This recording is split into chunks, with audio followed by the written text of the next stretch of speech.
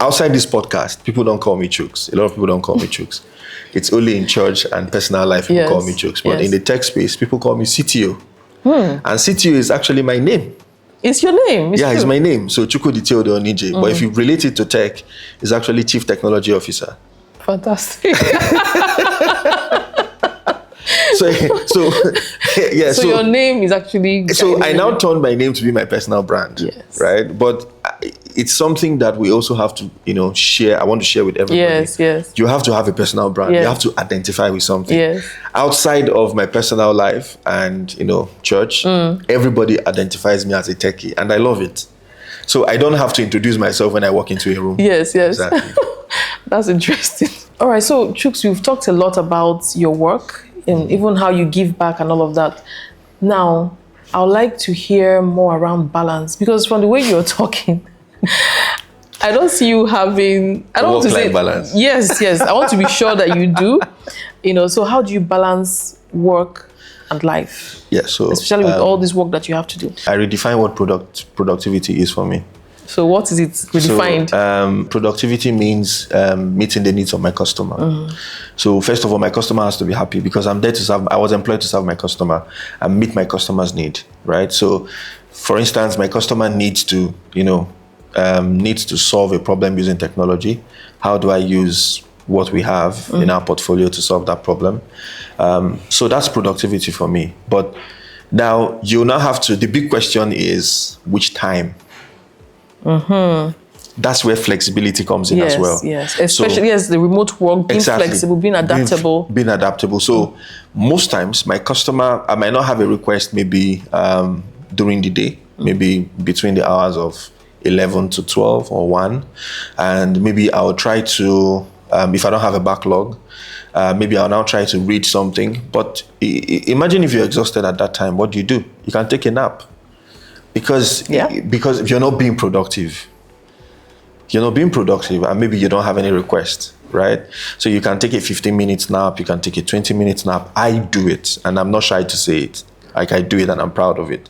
But one thing I've also realized is taking naps work best for me. So whenever I take a nap, 15 minutes, 20 minutes nap, I become sharp for the next 3 hours. I become sharp for the next 4 hours. So it's better I take that nap and become sharp instead of having to walk marathon, then I'm totally exhausted.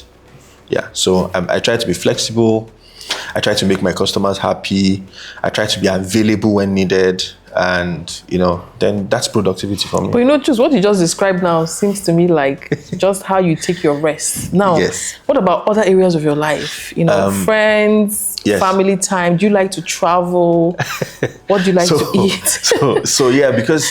Now, let me talk about that. Now, in terms of family, I'll talk about family before I talk about my health, what I do to keep up So family, majority of the family are not in the same geographical location, if you understand what I mean. Yes, I do. So now, this is where it gets more interesting. So we have a culture to always check in on ourselves during the weekend. So it's either we pick a Saturday or we pick a Sunday, depending on how dynamic the week is for everybody. So I am the techie, so I schedule the call. I have everybody's email. So I schedule the call over Cisco WebEx, and everybody just gets an invite. So at that time, it doesn't matter how many we are on the call. Everybody just gets to join. So as we're joining, conversations are getting interesting. My mom can join from her place of work. My sister can join from a cafe. And before you know, Canada is online, Nigeria is online, Australia is online. And you just have a big family. And it just takes 15, 20 minutes and everybody is fine. Catch up, away from WhatsApp. So we get to see the faces, see our expression, we see our nephews, we see our nieces, how they are doing. And you do this every week? Yeah, we do it twice in a month. Twice in a month, that's good, okay. Yeah, twice in a month. Yeah, but we usually we don't miss the end of the month so that ushers us into the new month.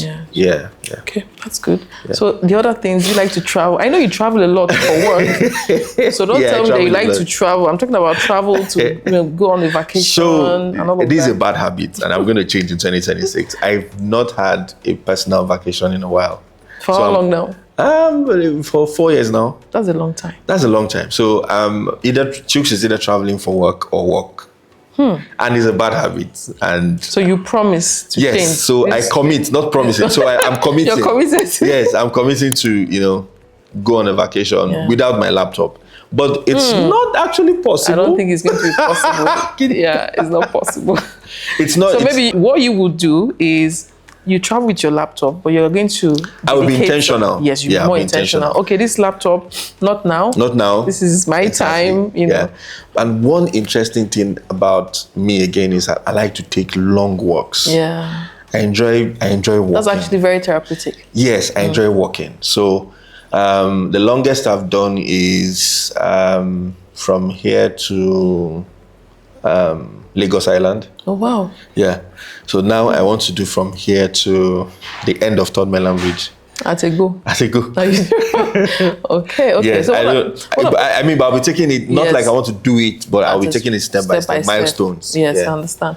Then friends, how do you stay in touch with your friends? Exactly. So so because of my life, I've converted a lot of my friendships to virtual. Okay. Because a lot of them are not in the country. Yeah. Right.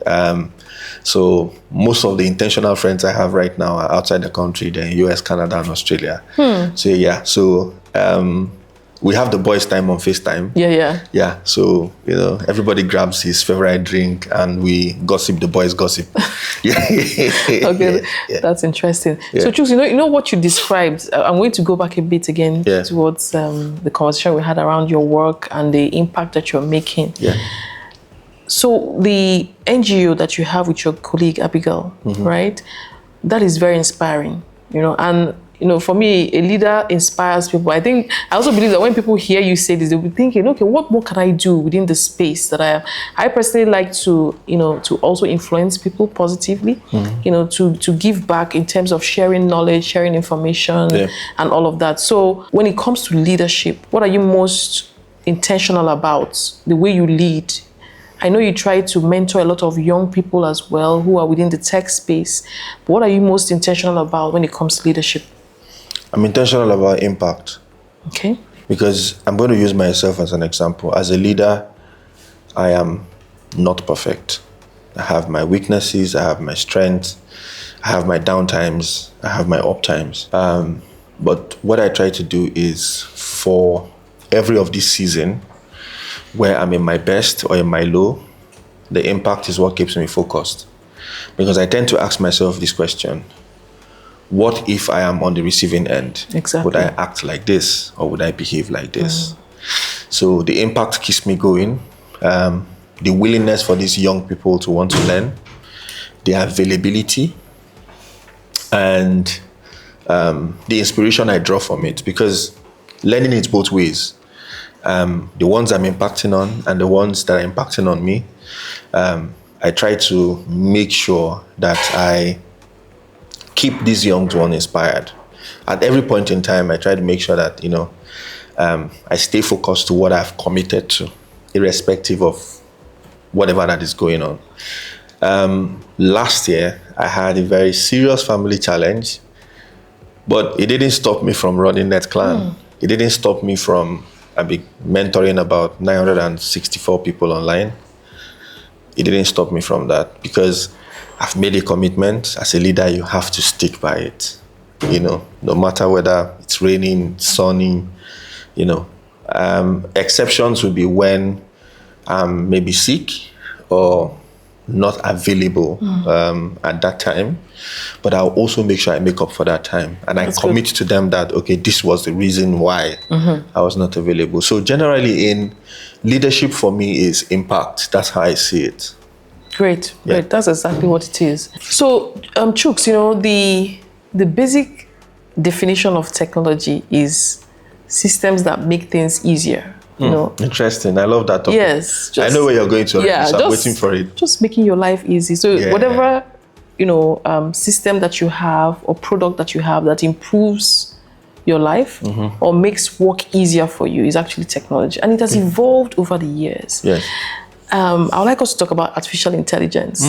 Is an aspect of technology that is taking over the world. You see AI algorithms impacting the way we produce content, impacting the way we we live our lives generally. You know, so in that space of technology, you have your cybersecurity, you have information technology under. So I think cybersecurity is under information technology, right? So information technology is the umbrella. Is the umbrella. Yeah. Then you now have the cybersecurity and branches, others. Yeah. So now let's talk about artificial intelligence, because that's what a lot of people are curious about. Where are we? Where are we headed? Where are we headed? You know, it all started with ChatGPT, came up, everybody was like, wow, I can't believe that this, you know, now these days we have all the applications. You have Gemini, you have Copilot, you have lots of systems and applications that can support work. So where are we now and where are we going to when it comes to artificial intelligence? Yeah, I would say we're getting there, but the process is gradual. Yes, you know, because a lot of companies have to put infrastructure in place and, you know, put a lot of training out there to make sure that it's utilized in an ethical way. Especially in an ethical way. So companies are beginning to adopt it into their system, making it easier for people to work. So I'll give you an example. Let me use this as an example. Sure. How long did you think it took me to prepare for this? Knowing you, 10 minutes. It took you 10 minutes. Actually less.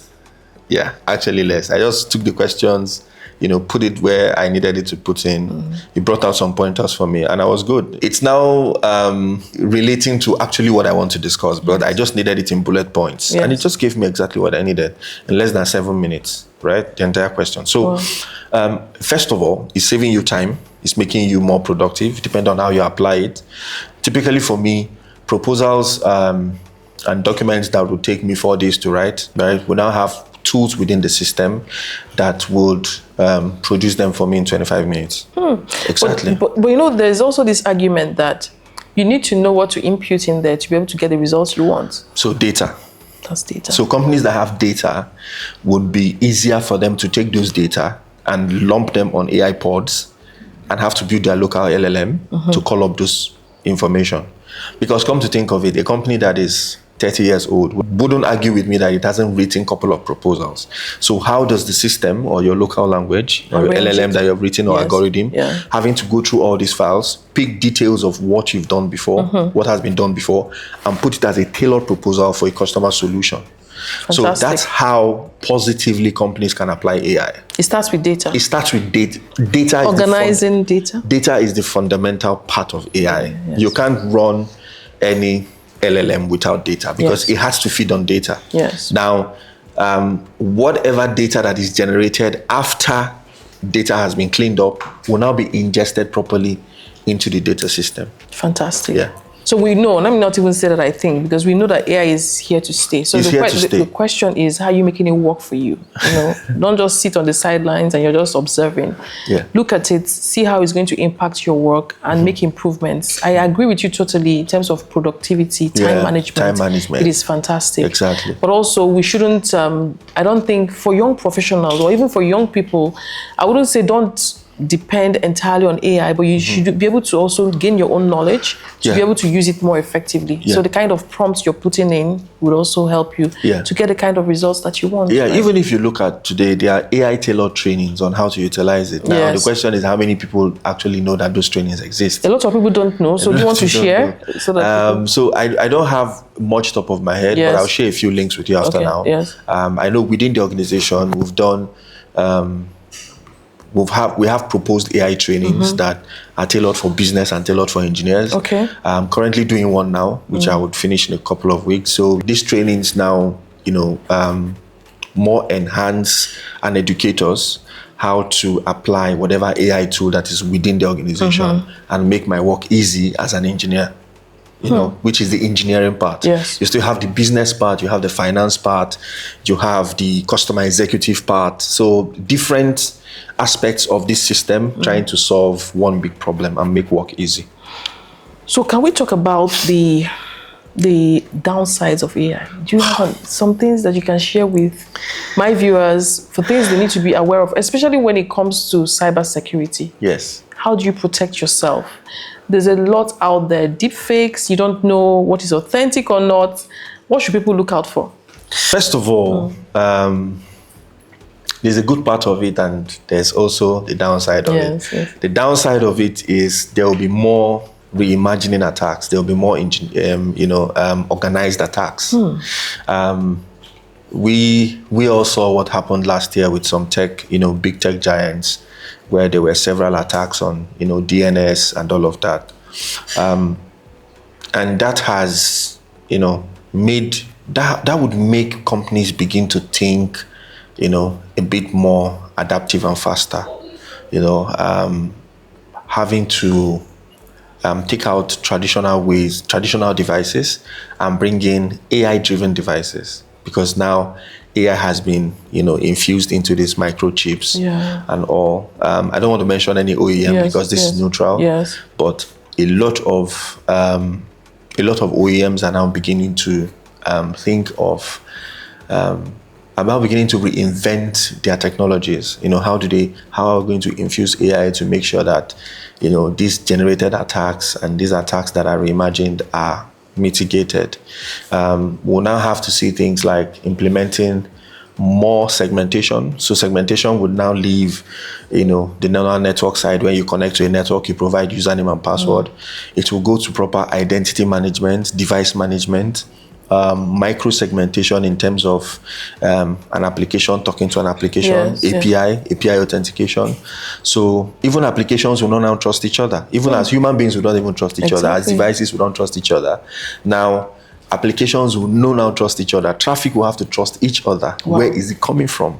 Wow. What identity is it carrying? What certificate is it carrying? It's just like you're driving into an estate and your car doesn't have the sticker. Exactly. So those things will be properly put in place, and companies will now have to do more work in terms of keeping people abased on what's happening. We'll begin to see more of automation because it's AI, so you now have automated workflows. But the positive side of it is it doesn't have to wait till something happens for it to act. Exactly. So it's now positively and agilely monitoring systems. Now it will now be looking at traffic patterns. Okay, in the last 2 minutes, what has changed? Did anything change? Did anything, with those patterns, it will be able to tell if it's an active attack or a passive attack. Okay. Companies will now have to also build more AI-driven honeypots. Honeypots is like an environment where that looks like the normal environment or the production environment, but attackers would think they are in the environment without having to know that it's just a confined environment where they have to see what's happening. So you will continue to see things like this, and companies or entities who are driven towards this angle will tend to be on the rise in terms of profit. That's good. All right, so we've talked a lot about cybersecurity and the attacks, right? But I would like you to give us some examples, call out some attacks that people need to be aware of, even to the extent of you owning a phone. So we talk about organizations. Now I have a phone. Chooks, I have my phone. How do I protect myself? So can you give us some examples of these attacks and what people can do? What people can do. Let me talk about the attacks. So we have social engineering, the normal social engineering. Somebody sends you an email or sends you an SMS or things like, or calls you, phishing. But now we're going to have advanced social engineering. Wow. Yeah, very advanced. So when I say advanced social engineering, I'm talking about, hyper-personalization. So somebody looks at you and hyper-personalize you, right? And make you look like Chooks is somewhere, maybe taking a vacation or something, and they replicate me. My voice, how I behave, everything. All by AI? All by AI. Oh my goodness. Exactly. Yeah, so you now have AI agents now have to scrap LinkedIn or scrap your profile or scrap Facebook. That's why you have to still be authentic on these platforms, so that somebody knows that, I don't think Ginika can write this, or I don't think Chooks can write this. Exactly. You now have things like deep fake identity theft. Individuals using chatbots for interview. And you think the person is speaking. Meanwhile, something else is happening. We've seen that a couple of times. So things like this would always, happen. Then, You have adaptive malwares that are now adaptive. They're now monitoring, they're now actively probing your codes to see how your codes are changing, to see how your environment is changing. And the malware can, adapt itself based on how your environment is. So almost like studying you, understanding you and your environment. So it's advanced reconnaissance. Yes. Studying the environment, see how your environment is working, which system is online at which time, so the malware now adapts based on how adaptive your environment is. Just so imagining like a problem following you everywhere. Yeah. Exactly. So how do we prevent all of this? Like I said before, AI-driven systems, AI-driven firewalls. As these things are adapting, the firewalls are also adapting with them, trying to actively block them. Yes. And, also alerting, because it is the alerts that will trigger the workflows, automated workflows I talked about, to just, implement themselves. Now, I'm going to also break it down to not just keeping security at the edge, but also keeping security in depth.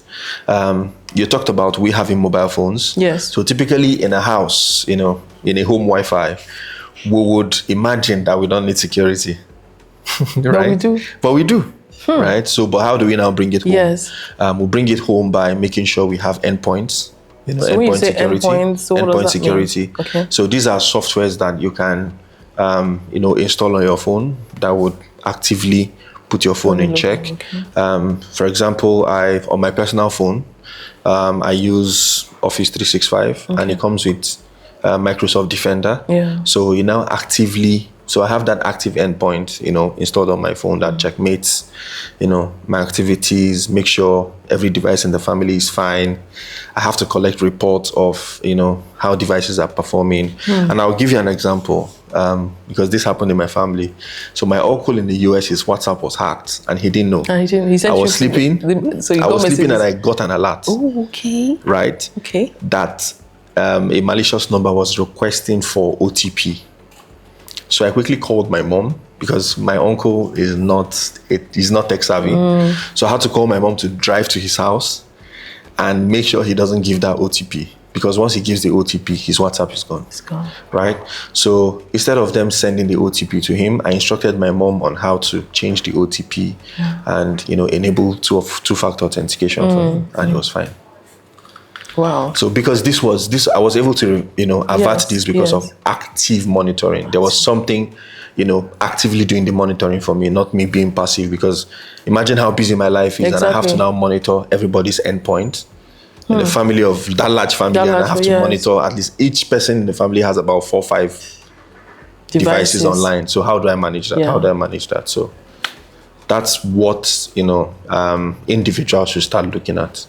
Fantastic. So I hope my viewers are able to catch that, even when you have your phone, your Wi-Fi, always have that in mind. Defense in depth. Yes. And be open-minded. Try to learn about these things, try to apply them and see how it works. There are tons of resources online. Yes, there are tons of resources online that you can always use. Leverage. Yes.